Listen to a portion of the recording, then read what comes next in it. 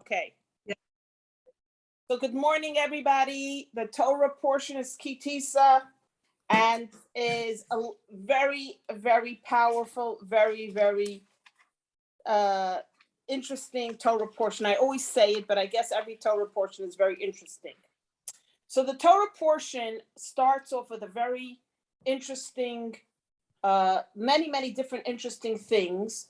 And what I want to address is two very important topics in this week's Torah portion. One is the half shekel, and the second one is the sin of the golden calf, the repercussions, and what happens, and what exactly is the Kabbalistic, Hasidic, Jewish mystical insight, and what exactly happened with this whole story of the golden calf and the luchot and so on. It's very fascinating, and more importantly, it really gives us an insight into our own personal lives.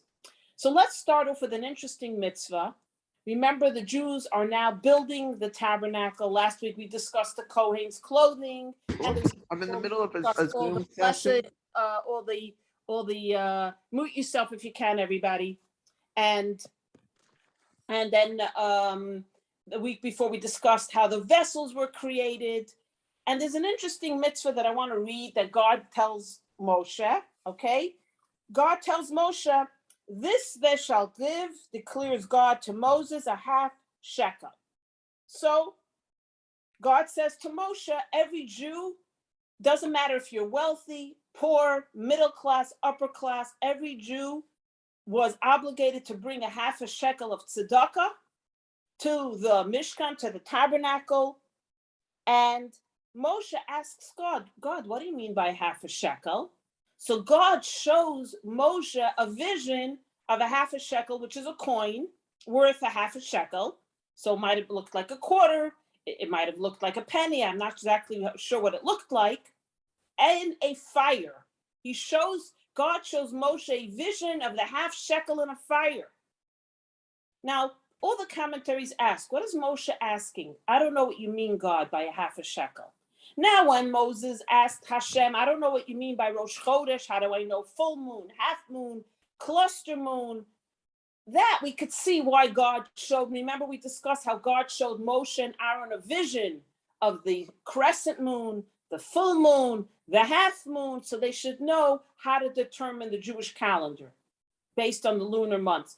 But Moshe doesn't mean what God means. Everybody bring a half a shekel. Here, if I made an announcement, ladies, can everybody please bring $1 for tzedakah? Would you say to me, Freida, what do you mean by $1? What's $1? You'd say, oh, I want to bring $1. I don't want to bring $1. You wouldn't say, what's $1? So why is Moshe asking Hashem, what's a half shekel? Good morning, Margaret. Good morning. Didn't Moshe understand? So Chassidus explains, it's not that Moshe was questioning what's a half shekel. How do you do a half shekel? Moshe was questioning God. How can a half shekel, the mitzvah of giving tzedakah, the mitzvah of bringing a half a shekel, how could that be utilized as a mitzvah to atone for a person's sins or lives or anything? Money? Materialism? The root of all evil, as they say in America? Money? How is money connected to mitzvahs? How is money connected to atoning for someone? Bringing repentance, because it says, tzedakah tatzil memavis. It is sometimes our charitable acts that can save us from a decree of death. And I'll share a story about that, about Rabbi Akiva's daughter, if you don't recall it from last time. But if you don't, I'll share it. What's going on? What is the money here? So God shows Moshe a coin in a fire. That when you give tzedakah, God is telling Moshe, you have to give it with passion, dedication, excitement. And I want to share the story. There was a very famous Rebbe in Europe, Rabbi Chaim Volozhin, and he had a huge institution, yeshiva, and he would send out mishalachim, they called it, tzedakah collectors, fundraisers to collect money to support the boys and the yeshiva and the soup kitchen. And there was one very wealthy Jew that would give a lot of money every year. So one of the fundraisers came to this wealthy Jew dressed beautifully, came in a beautiful wagon, and he asks the wealthy guy for his annual pledge. And the guy refuses. I'm not giving you any money. And he sends him away. So Reb Chaim Volozhin contacts him. He says, what happened? Was geschehen? You always are one of our biggest donors. He says, what happened? Your fundraiser came dressed to the nines. He drove up in a fancy wagon. How do I know my money is not going for his 4-class accommodations, his restaurant, his driver, his clothing, his fancy boots? I don't want my money to go to him. So Chaim Volozhin, the Rebbe, says something that's very powerful to him. He says, tells him the story of this week's Torah portion. God said to the Jewish people, everybody bring a half a shekel and bring it to the tabernacle, to build the tabernacle. And who was the head architect? Anybody know? He was a chief architect of the tabernacle. Donna, you're on mute. Unmute. Anybody know who the chief architect? Okay, Jane. Was it God, Robert yes. Moses? Robert Moses? Very good. What did you say, Donna? No, Batzael or something? Batzael? Bezalel, yes, Bezalel. Yes, Jane, you're right. God gave the architectural plans to Bezalel and Moshe. But who was like the chief architect? Bezalel. Bezalel was the chief architect. He had a certain skill set of design and architecture. He was maybe the first interior designer mentioned in the Torah. Wow. Now the question is, the Torah says Bezalel, who was Bezalel? He was a prophet. So the question is, why did Bezalel need to be a prophet? When you're building a Mishkan, you need a skill set of architecture, design, carpentry. You don't need a prophet to build a Mishkan. Why did he need to be a prophet? And the answer is tied into the shekel. That when people brought donations, everyone says to Bezalel, I want my money to go for the ark. I don't want my money to go for the frames of the building. I don't want my money to go for curtains. I want my money to go for the menorah. I want my money to be used for the most beautiful objects in the Mishkan. Why should my money go for the sink? I want my money to go for something else. Everybody wanted to pick and choose where their money goes. I'm a donor. I want to say, I want to do this. I want to do that. So Bezalel had to be a prophet. Why? Based on the subconscious or conscious passion of the giver, of the donor, he knew where the money should go. So if a donor gave wholeheartedly and was giving because God said give, and he really wanted to give, and he had no ulterior motives, his money went for the ark and the beautiful holy objects. Everything was holy, but maybe the holier objects, the more pronounced objects in the Mishkan. But if somebody just gave because I gotta give, I really don't want to give, but I gotta give, everyone else is giving, God said I don't want to get into trouble, his money went for the mundane things. So it is not the receiver of the money that determines where the money goes. It is the donor that determines where the money goes. That's why you needed a prophet, because a prophet will say, Diane gave wholeheartedly, her money's going to go for the ark. Margaret, God, isn't this a phenomenal insight from Kabbalah, from Hasidus? We always say, it depends on, I'm giving my money, and then the receiver says, well, your money's going to go for the school. Your money's going to go for the books. The Torah comes and teaches us the donor's intentions define where the money went. So it's the kavanah. Exactly, well said. And it's the same thing like in prayer. You know, God listens to the prayer that has the true intention, not the rote recital of a prayer, but the actual intensity of the prayer. Which I want to clarify, there is 8 levels of giving according to Maimonides. But when you give not wholeheartedly, you give begrudgingly, you give because you're under pressure to give, you give because everyone else is giving, you still have a mitzvah. But you could also have a mitzvah way up here or a mitzvah on a different level. Even in mitzvahs, there are levels. No one will say you didn't get a mitzvah. You gave tzedakah. You didn't give it with a smile. You might have not given it wholeheartedly. You might have yelled at your husband or wife for giving. I told you not to give. We have other expenses. You ever heard that comment said? I've said it a few times. Did you have to give so much? Let someone else give. I'll talk about myself. But you still get a mitzvah for giving. But you even on a higher level, where your money is applied, so to speak, will be in a much higher, holier place because you gave it with a full heart. And by the way, so this asks just quickly a question. So what about donors who want plaques or who get plaques and gifts? It says in the Code of Jewish Law, when someone is a donor, the receiver should honor that person, not because the person seeks honor, not because the person said, I'm not going to give a donation unless you honor me, unless you give me a big plaque with my name in the sanctuary. You are honoring them because you want to show everyone else, first of all, look how beautiful it is that they gave tzedakah, and that will encourage others to give. And also, just because somebody gave wholeheartedly or even anonymously or humbly doesn't mean you shouldn't honor them and thank them. The onus is on the receiver to be thankful and give a plaque and give a gift. This doesn't mean the donor asked for it. It means that's being a mensch. And that's the way of the world. You thank people. So just because a person gave it without asking for anything doesn't mean you shouldn't honor them. Like there's a quote from Oscar Wilde. It's great to give anonymously, but it's even greater when you're recognized for giving anonymously. He writes.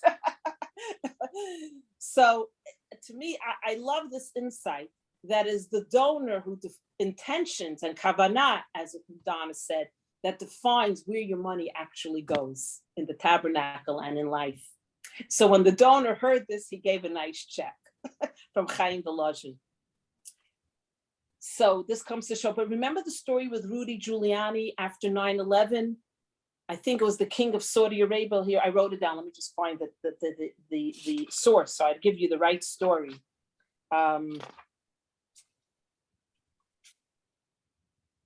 Yes, Saudi Arabia. I wrote it down. King Fahd gave $20 billion to Mayor Giuliani to help rebuild the World Trade Center. But listen, and relief fund it. But listen what he writes. But our Palestinian brethren continue to be slaughtered by the hands of the Israelis while the world turns the other cheek. So the prince was blaming Israel for 9/11. So you know what Rudy Giuliani did? He ripped up the check and he sent it back to the prince. He refused to take the 20, was it 20 million, I said? Yes, dollars. See, he refused to take it. You gave the money, but then you want us to condemn Israel? You want us to say Israel is responsible? Take your money back. That's tzedakah we don't need. That's tzedakah that's called unholy money. That money we don't want. Yeah, that's called blood money. Yeah, exactly. I didn't know which word I could use that doesn't sound too inappropriate. Yeah, because even to these days, there's so much proof that the Saudis were responsible for the 9/11 attack, and the U.S. government covered up all of the links to the Saudis. That it's still an ongoing scandal. But I didn't know that story about Rudolph Giuliani, and I think it's a beautiful story. It shows a backbone, by the way. It really shows a backbone of a person. Absolutely. So we're not going to talk about this right now, but in conclusion, why only a half a shekel? We spoke about it many times. Who remembers the concept of the half? Like, why give a $50, not a whole dollar? You're already giving. Because God is showing the Jewish people, you're only a half.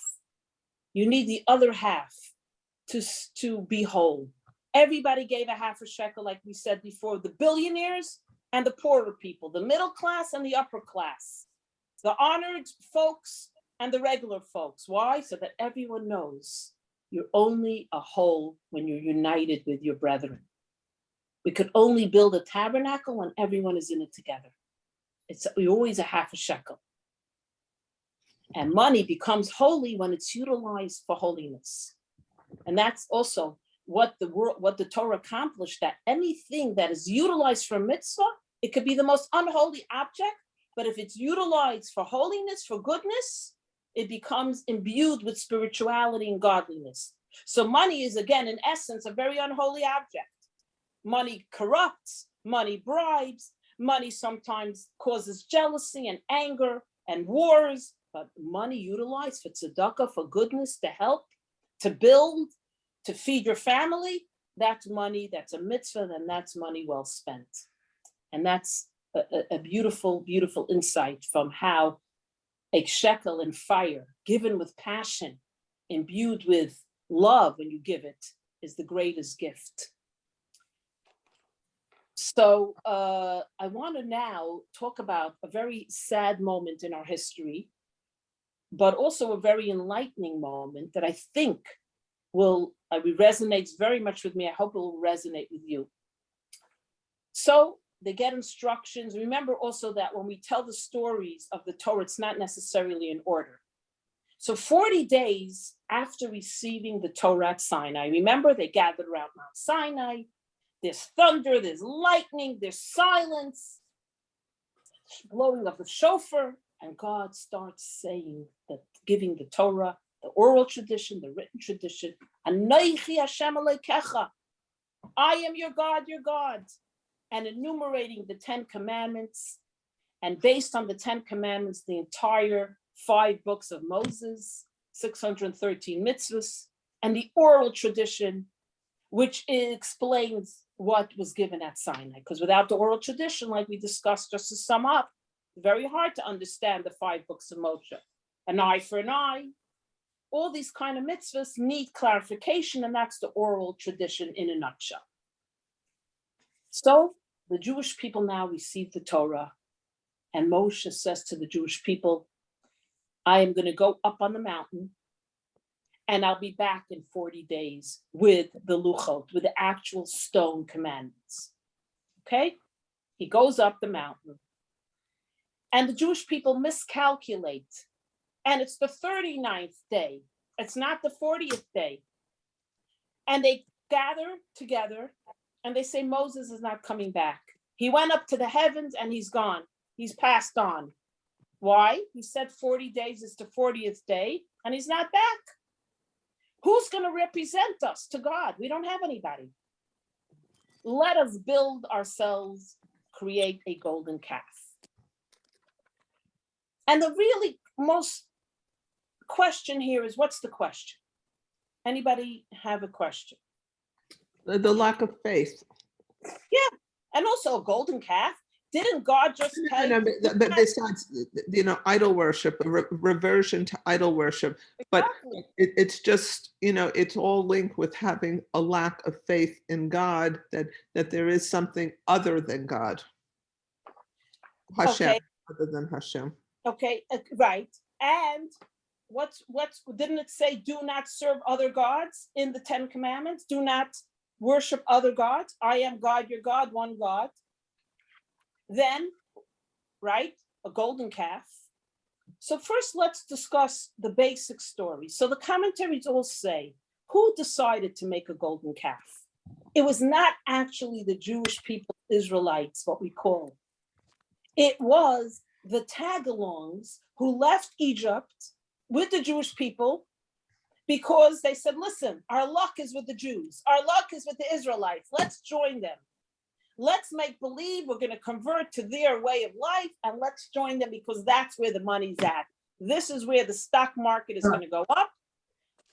Paro is over. That realm is done. We're now going to side with a different political party, a different religion. So they join the Jews. And if you remember all the stories, many times all those complainers were not the Jewish people. These were the rabble rousers. Oh, why did we leave? Look, we're at the edge of the split, the sea. We're now going to be drowning. They're always inciting the Jewish people, the rabble rousers. These rabble rousers decided, oh, Moses isn't coming back. It's all over. We need a golden calf. And yes, they resort back to their life of idolatry. And they begin collecting the gold from the Jewish people. Everybody bring your gold. We're making a golden calf. And remember the story how the Jewish women and girls said, oh, you're collecting gold? Not from us, you're not. Moses said he's coming back, he's coming back. Moses said we're coming out of Mitzrayim, we came out of Mitzrayim. God gave us the Torah. You want us to join in, you got to get someone else. We are not. And that's why the women are later rewarded for not participating. And by the way, that's why the Kohen on Yom Kippur, the Kohen Gadol, did not wear any of the gold. So that when he went in to pray for the Jewish people for atonement, God would not look at the gold and say, the golden calf. Remember that sin? Bring up bad memories. And also an interesting tidbit that there's a custom, you might hear it from many Jewish people, men don't wear jewelry because it is the men who gave their jewelry for the golden calf, not the women. So you see, mostly by Hasidim, you'll see it. They don't wear any jewelry except for a watch because the men were the participants. It's a custom, it's not halacha to the sin of the golden calf. And why the women didn't participate, we'll talk another time when we'll talk about the feminine energy. That's all about how powerful the feminine energy, and it's an inner faith that we have. So that's the gold story. So what happened? These rabble rousers were the ones that created the golden calf. And why a calf? Why an ox? An interesting tidbit, and then we're going to go deeper into it. If you recall, Joseph had told his children, I want to be buried in the land of Israel. I beg you, when you leave Egypt, take my body and bring it to Israel. Now the Egyptians knew this, and they buried his coffin in the Nile River so no one could find it. When it was time to leave, Moses had to keep the promise to bring Joseph to Israel. He couldn't find it. How is he going to find a coffin in the Nile River? It's huge. So God gave him a magical word, and he wrote it on a paper, and he threw it into the Nile, and the coffin rose up like a excavation in the ocean. You know how they bring up those submarines and those ships, and it suddenly rose up, and they were able to bring Joseph out of Egypt with them. What were the magic words? Alei Shar, rise up, ox. The symbol of Joseph was the ox, the symbol of power, the symbol of perseverance, because remember how Joseph persevered in slavery and in jail and becomes the viceroy of Egypt. Now there was a fellow, Micah, hanging around. Micah, he was one of the rabble rousers, and he saw what transpired, and he saw the words, which were secret words. So when they came to the desert, and now they want to create idolatry, a golden object, he says, let's do an ox. And he took the words Alei Shar, and he threw it into the fire, and out came the golden ox, because it was a magical words that God gave Moshe. So this is another interpretation why an ox. So now you have to say the next quick point of the story, and then we'll explain what went on here. Aaron, the brother of Moshe, saw it all happening, and he actually tells them, you know what, I'll be in charge. Why would Aaron say, I'll be in charge? So the commentaries say that his Hur was killed. Aaron's nephew was killed because when they were instigating this golden calf, Hur came and said, what are you doing? I forbid you from creating a golden calf. So they slaughtered him. So when Aaron saw this, he stepped up. He said, gentlemen, I'll be in charge. Why? For two reasons. One, he saw what happened to his nephew. He said, if they kill me too, what help will I be? Let me make believe I'm in charge. I'll stall them. And once I stall them, by that time, Moshe will come down. But it didn't happen. It happened too quick. So he couldn't stall, and the golden calf was created. And another very interesting insight is that Aaron wanted to take the responsibility on his head. He knew there would be repercussions. He said, I'll take the sin on me. Being there's no way to stop them, I'll make myself in charge and I'll suffer the consequences. Why should the people suffer the consequences? So you see what's going on here? A lot of psychological things happening here. It's really heartbreaking. And it's dangerous. They killed his nephew in cold blood because he opposed them. But Aaron is not, at the end, we'll see, he's not held accountable. God knows what really happened. So now comes the most emotional part of the story. Moshe, it's the 40th day. Moshe comes down and he sees a horrific sight. He sees a golden calf. He sees idolatry. He sees dancing, promiscuity. They said they actually did acts of promiscuity in front of this golden calf. Immoral acts in front of this golden calf comes to show you who these people were who did it. This was not the core Jewish people. And Moshe is beyond horrified. He cannot believe the sight. And when he held those luchos and he saw what was going on, he literally lifted them up and he threw them down and shattered them into thousands of pieces. The 10 Commandments shattered, made out of sapphire, shattered. Could you imagine what's going on here? Think of this. Imagine you're standing there. What would be your reaction?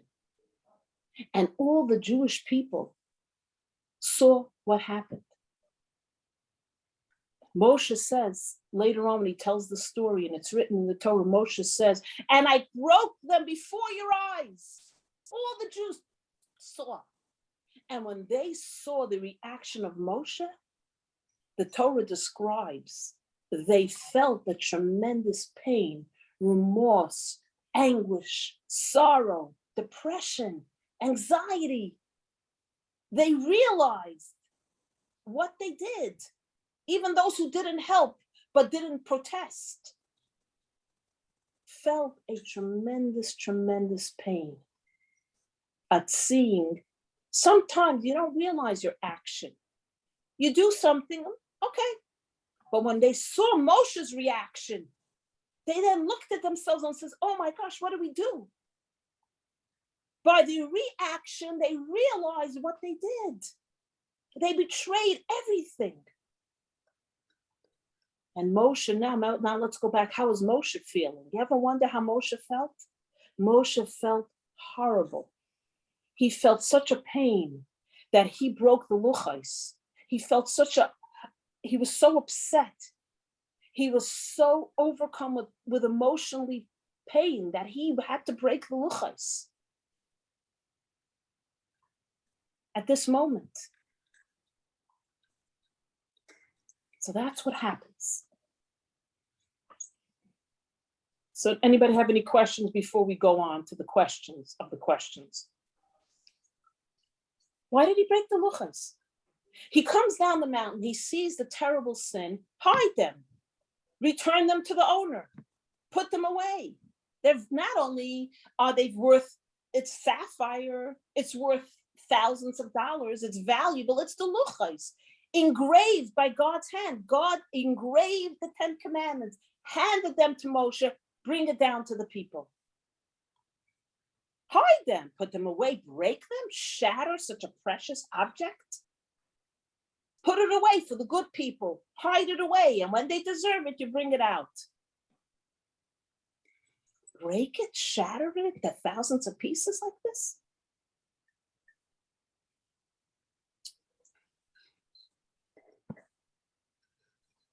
And now an even more compelling question. What happens to those pieces? God says to Moshe, put them into the ark. Remember the golden ark that held the 10 Commandments in the holies of holies, and they carried it from place to place with the poles? God says, take the broken luchos and put them into my ark. Why? It's of a testimony to what happened, the tragedy, the sin.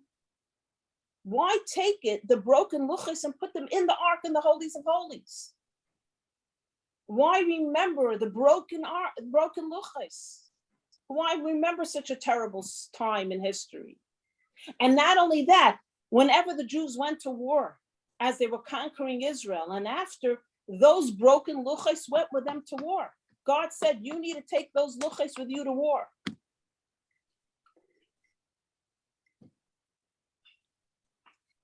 And now comes a very, very powerful question. God says to Moshe, when he sees Moshe's pain, God, what does God say to Moshe? He says, I'm going to destroy all the people. Yes, this generation will not live.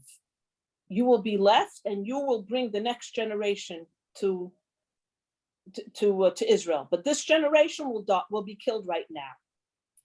God says, Asher Shibarta, those tablets, those luchos that you broke,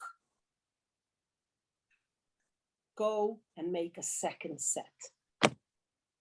So commentaries say, why does God say Asher Shabarta? That, Asher, from the word Ashrecha, which means endorsed, recommended. Asher, that word means endorsed, recommended, which means somewhere God wanted the luchos to break at this time. Because the word Asher is almost like, you did right. Jane, you did right. It's good you broke the dish because you made your point. I know it was Mama's antique, but it's good you broke it. God is endorsing Moshe's action. God is almost saying to Moshe, you know what, you did right. And to ease the pain of Moshe, because God knows how Moshe feels, he says, don't worry, you're now going to make even a better set. You're going to make something even better than the first set. Look what's going on in the story. It's just mind-boggling, right? I mean, I feel it is. It's incredible. Incredible. Now let's hear what's going on here. I have to tell you, I've read the story of the broken luchos for years. I've studied in school when I was a little girl, a big girl. But now, as I'm uncovering all these layers, I'm like realizing so much more about what happened. Okay, so are we all on the same page? You see what's going on over here? So let me end the story with the luchos, and then we'll go into things. So what happens now? Moshe goes back to his tent, and now he carves out a second set of luchos. The first luchos was all carved by fire by God. Moshe just was an observer. God carved it out, gave it to Moshe, and Moshe brought it down. The second luchos, God says, Pesolacha. Now you go to your tent, Moshe, and take your carving knife, and you carve out the luchos, the 10 commandments. And in this version of the 10 commandments, God told Moshe, I want you to include the oral tradition. Halacha, Medrash, and Agada. Halacha is law, Medrash is the secrets, and Agada is like Talmud. So you're now going to get a newer version 2.0. The old operating system, 1.0, no. Now you're going to get 2.0. The new luchos are going to be an updated version. And you, Moshe, you're going to be now the carver, not me. The first luchos, God brought a fire and carved out the words. The second luchos, Moshe sat with his chisel and his hammer, and he engraved the Aseres HaDibros, the 10 words of God, the 10 commandments, the 10 words. As we Aser HaDibros means the 10 words, really, but we call it the 10 commandments. So a new updated version of the luchos. And 40 days later, he brings down the new set and gives it to the Jewish people, and it gets placed in the ark with the broken set and the new set. This is the story of the two luchos. So why did Moshe have to break the luchos? So the commentaries say the luchos was the marriage contract between God and the Jewish people. God is the groom, the marriage contract is, and the Jewish people are the bride.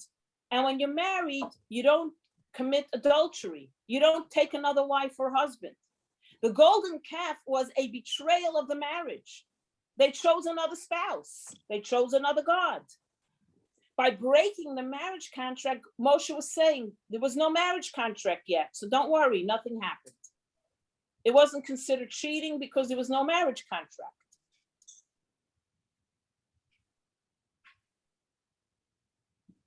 So by breaking the luchos, Moshe, in a sense, is saying, listen, God, there's no contract. What are you upset? There's no contract. You mean it was an annulment? Not even an annulment. It never happened. Prove that you got married. Prove it. There's no marriage. There's no ksuba. Without a ksuba, there's no marriage. So that's one way of looking at it. Does anybody have another insight they want to share?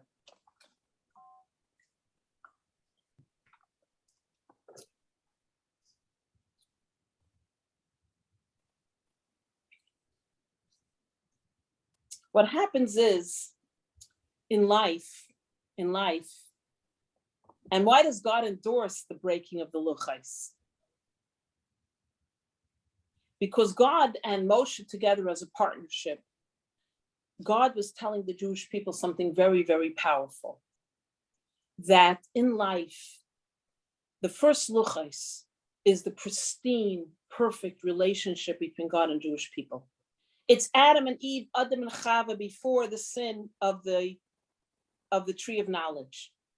There's perfection. They didn't have to wear clothes. There was no shame. There was no embarrassment. There was no sin.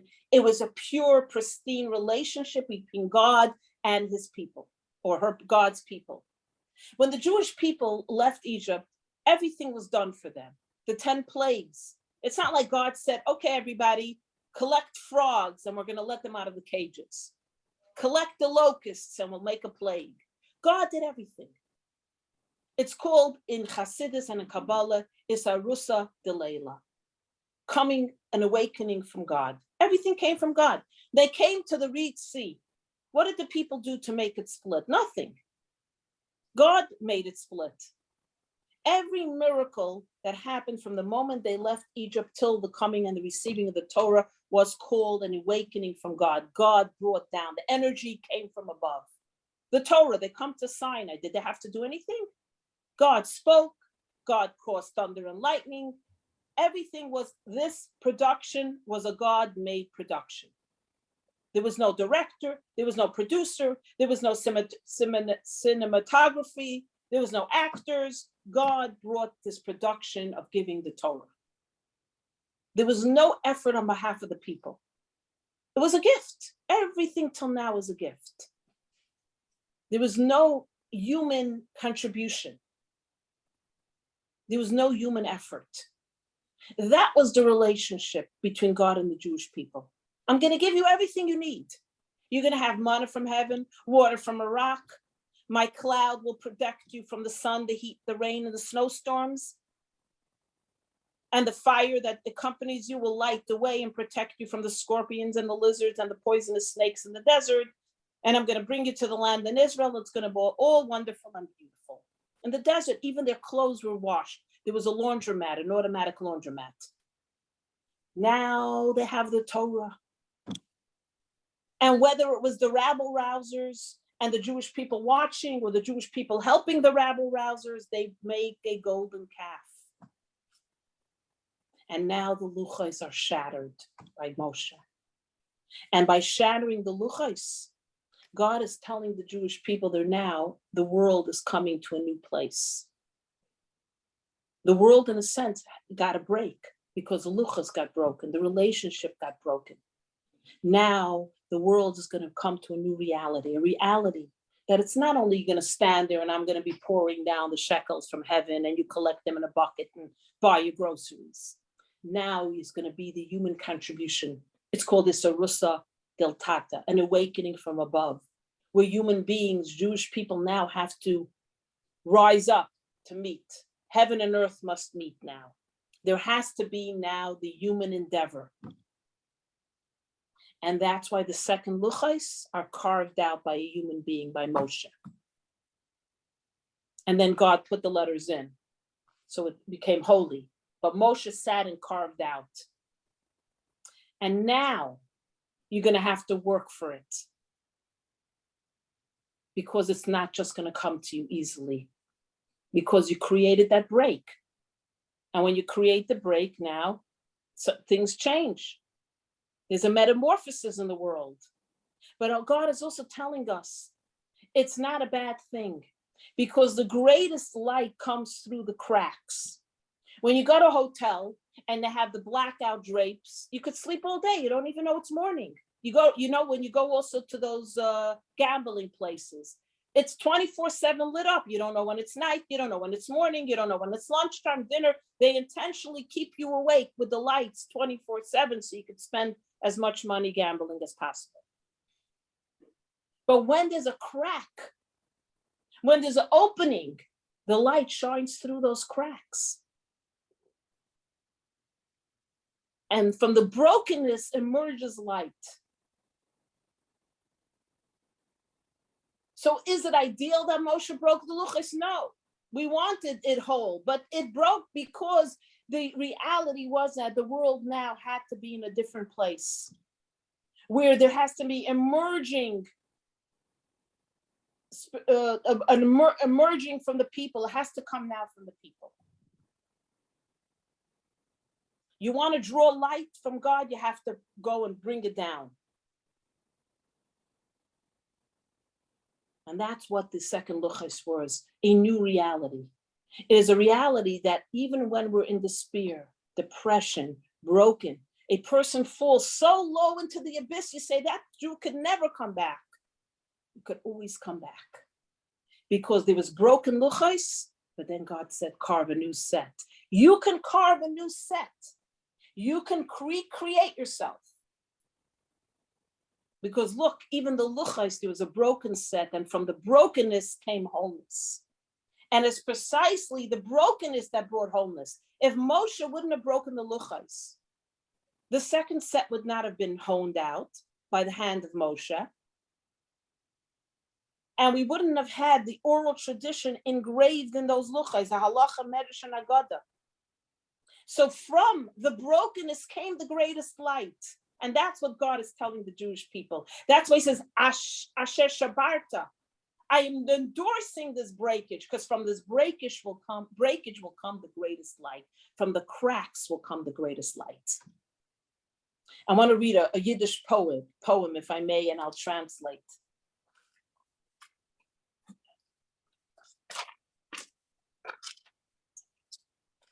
And you'll understand. The Kotzker Rebbe said a beautiful thing in Yiddish, a poem, or like I'll say it. I'll say it in Yiddish, I'll translate. Nishta az a krume zach, wie a gleiche, what nishta az a gleiche zach, wie a krume leiter. Nishta az a krume zach, wie a gleiche werte. Nishta as a schwarze Sach, wie weiße Tachrichim, und nicht da, as a ganze Sach, wie a zerbrochene Herz. And now I'll translate. There's nothing as straight as a crooked ladder. Why? Because in order to go up a ladder, it has to be crooked, right? It has to lean against the building. There's nothing as crooked as someone who talks with a straight face and says, I'm telling the truth. There's nothing as dark and black as a body in white shrouds on their passing. And there's nothing as whole as a broken heart.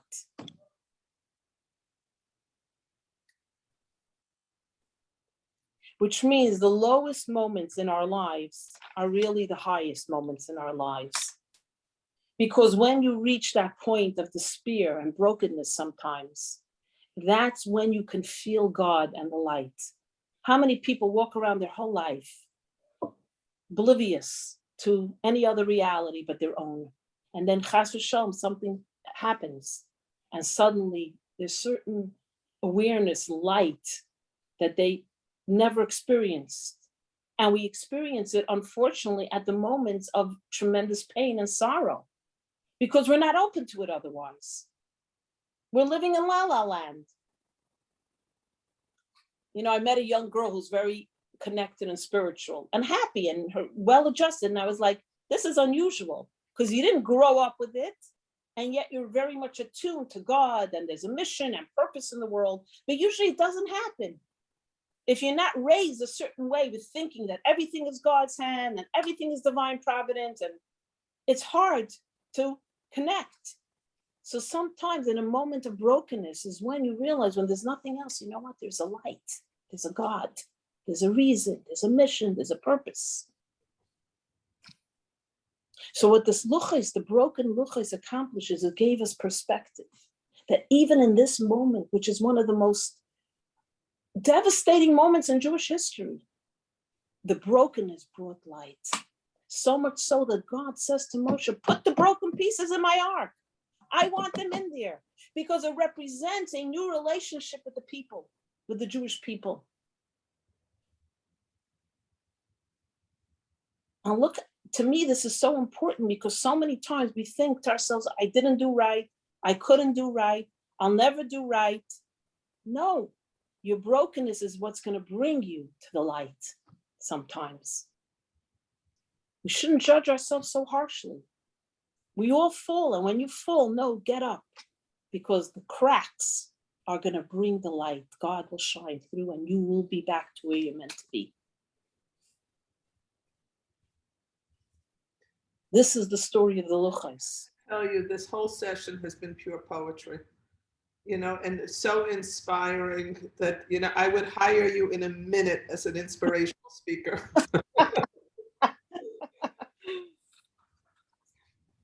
I want to share one more, we have a few more minutes. I want to share one more beautiful insight to the broken luchos that I saw, and I thought to myself, wow.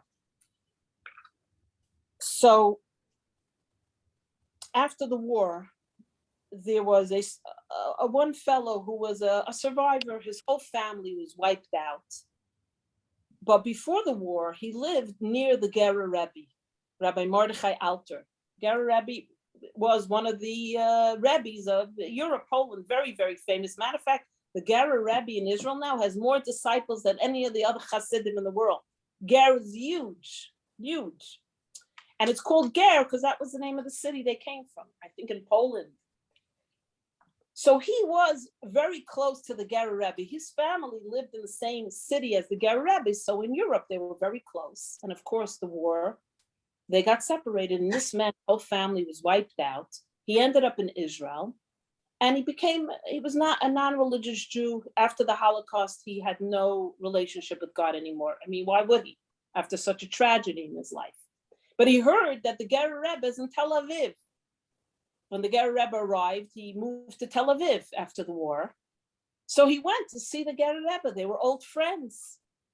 And they meet, and he tells the Gerer Rebbe, his whole family, his wife, his children, his mother, his father, everybody was killed, destroyed, his whole dynasty, his whole lineage in the concentration camps. And he was crying, and the Gerer Rebbe broke down crying, and they literally cried together for an hour. They couldn't stop crying. And the Gerer Rebbe also, his family was in the concentration camps, and many of the Gerer Rebbe's family also got killed. So the Gerer Rebbe understood his pain. He experienced the same pain. And they cried together. And then the Gerer Rebbe says, let me share something with you. He says that when Moshe recounts the story of what happened in this Torah portion, before he passes away, he writes the story into the Torah, because Moshe was the author. God is the author, but Moshe took the pen and wrote the 5 books of Moses. He says that Moshe writes, let me read it to you. It's nice to hear it, just quickly. I descended from the mountain, Moshe writes. The mountain was still burning with fire, and the 2 tablets of the covenant were in my hands. I immediately saw that you had sinned to God, making the path. You were so quick to turn from the path that God had prescribed. This is all from the Torah portion. I grabbed the 2 tablets and I threw them down from my 2 hands and I smashed them before your eyes. Before your eyes. So the commentaries say, and this is what the Gerer Rebbe is telling the man, why before your eyes? Not before your eyes. It's like saying, you know what? I'm sitting here before your eyes. Do I have to say I'm sitting here before your eyes? I'm sitting here before your eyes. Moshe stood and saw the nation, it says, and I smashed it. But why before your eyes? Is it emphasis? Is it like being nice, a little bit elaboration, like authors like to elaborate. Why does he emphasize, and I smashed the luchos before your eyes? Because they're a witness. They were witness. Very good. They were witness to the catastrophe of the broken luchos. Very good. So the Ger Rebbe explains something based on Hasidus, Jewish mysticism. He says to the man, before your eyes, before my eyes, before everyone's eyes, we were executed, cremated, burnt, destroyed, tortured in the Holocaust. Before our eyes, that's what we saw. There's no denying it. Before our eyes, before your eyes. Before your eyes, you and me, we're limited human beings. We can only see one dimension, the dimension of destruction, the dimension of cremation, the dimension of torture. But you know, there is another dimension that we cannot see before our eyes. And that is God's dimension, God's reasoning, God's understanding, God's ways. So before your eyes, of course, you and I have experienced the tremendous pain of the loss and the destruction. But no, my dear friend, he tells him, there's another experience that we cannot see, that only God sees and knows. The invisible reasoning, the infinite reasoning, why all these things happen. So before our eyes, we can only see what we see. But know that there's another dimension. There's another universe where everything is whole, everything is perfect, everything has a reason, everything has a rhyme. And when Mashiach comes, we'll know that. I'm saying that, he didn't say that to him. And when the man left the Ger Rebbe, he felt a sense of hope, he writes. He writes the story in Hebrew. He felt a sense of relief and hope, and you know what, healing. Because it's very hard to ask why. Why? Why? Tell me a reason. If you tell me a reason, I could live with it. If I would only understand the pain and the reason behind this terrible incident, I would be able to survive the pain. But I don't know, and that's what causes me the pain. But somehow knowing that you cannot know because God is infinite, and God causes everything to happen, from the penny that drops out of the box, from the leaf that lands on the ground, from all the horrors and miseries people experience. It's all from God. Knowing that we can't understand God sometimes gives you a little feeling of relief and comfort, knowing that there's a world, a dimension we can't understand. Sometimes knowing there's no answer is, in a sense, healing. Because sometimes, what answer will ever be a good answer for the Holocaust? Tell me. Even the Rebbe said to Eli Wiesel, I told the story many times, we don't know why. There is no logical reason, no human reason, no proper reason. We cannot know the ways of God. That's God. If God was understanding, if God was finite, okay, we could have a taina, we could have a complaint, but God is infinite. Knowing that God is infinite and God only does good gives us a perspective. Does it make you happy at times? I cannot say that. We're human beings. And pain is part of our lives, unfortunately, and loss. So the Ger Rebbe said, before your eyes, we see all this, but know there's something that's not before your eyes, and that's God's universe. And one day we'll know the answers. One day, even Moshe cried when he wrote the Chumash, and he saw the future. God showed him the future of all humanity. He cried, he says, God, what? You're gonna do that? You're gonna do that to my people? And God shut him down and said, Moshe, some things you're never gonna understand, and I'm not telling you the answers. Even Moshe, he cried when he saw the Crusades, the pogroms, the Holocaust. He cried and cried. He begged Hashem, why are you showing me this pain? And God said, Shah, I showed it to you, but I'm not giving you the answers. Know that you are man, I am God. I will not give you the response. So never broken. We think the luchos were broken before our eyes. But really, the luchos are always whole. They're never really broken. We think it's broken. We think the pieces are in the ark.